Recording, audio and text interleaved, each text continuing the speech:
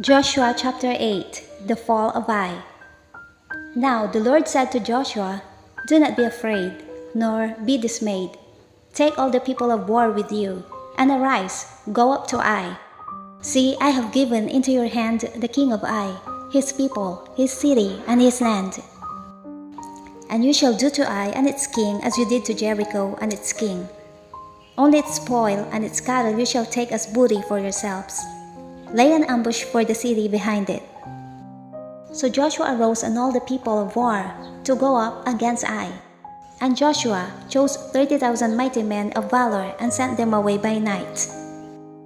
And he commanded them, saying, "Behold, you shall lie in ambush against the city, behind the city. Do not go very far from the city, but all of you be ready. Then I and all the people who are with me will approach the city.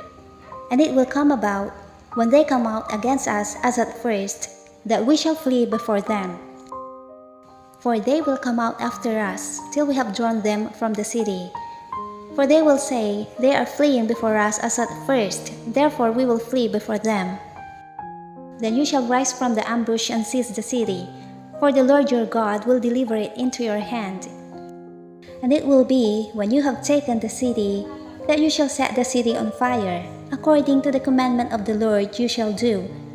See, I have commanded you." Joshua therefore sent them out, and they went to lie in ambush and stayed between Bethel and Ai, on the west side of Ai. But Joshua lodged that night among the people. Then Joshua rose up early in the morning and mustered the people, and went up, he and the elders of Israel, before the people to Ai. And all the people of war who were with him went up and drew near. And they came before the city and camped on the north side of Ai. Now a valley lay between them and Ai. So he took about 5,000 men and set them in ambush between Bethel and Ai, on the west side of the city. And when they had set the people, all the army that was on the north of the city, and its rear guard on the west of the city, Joshua went that night into the midst of the valley. Now it happened, when the king of Ai saw it, that the men of the city hurried and rose early and went out against Israel to battle, he and all his people, at an appointed place before the plain. But he did not know that there was an ambush against him behind the city. And Joshua and all Israel made as if they were beaten before them, and fled by the way of the wilderness. So all the people who were in Ai were called together to pursue them, and they pursued Joshua and were drawn away from the city.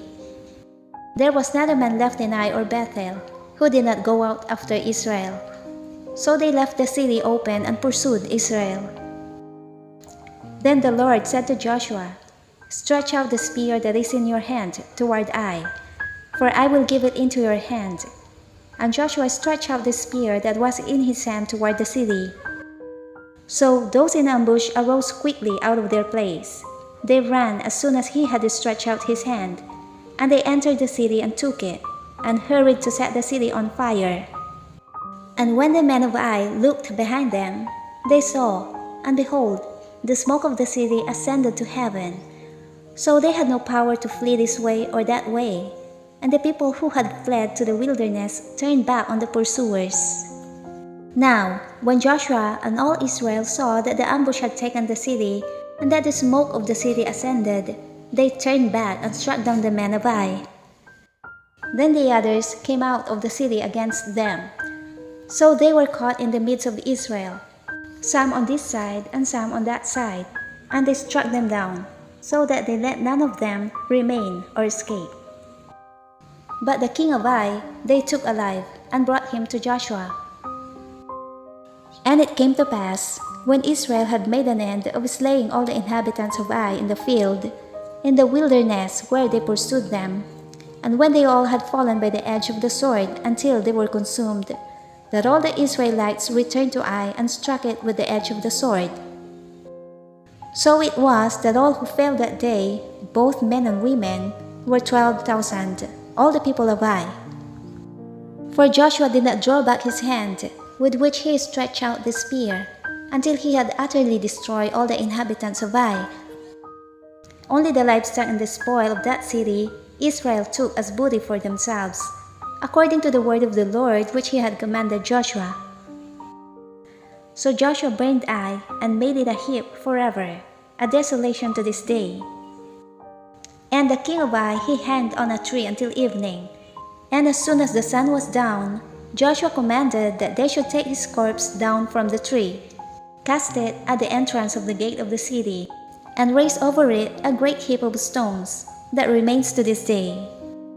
Now Joshua built an altar to the Lord God of Israel in Mount Ebal, as Moses, the servant of the Lord, had commanded the children of Israel, as it is written in the book of the law of Moses, an altar of whole stones over which no man has wielded an iron tool.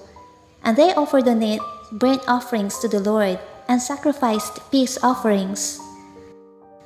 And there in the presence of the children of Israel, he wrote on the stones a copy of the law of Moses, which he had written.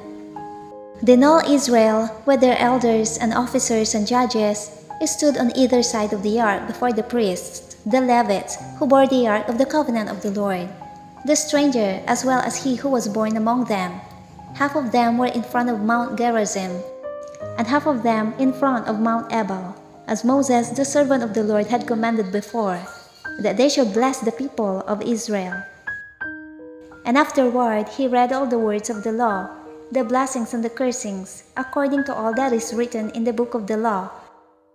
There was not a word of all that Moses had commanded, which Joshua did not read before all the assembly of Israel, with the women, the little ones, and the strangers who were living among them.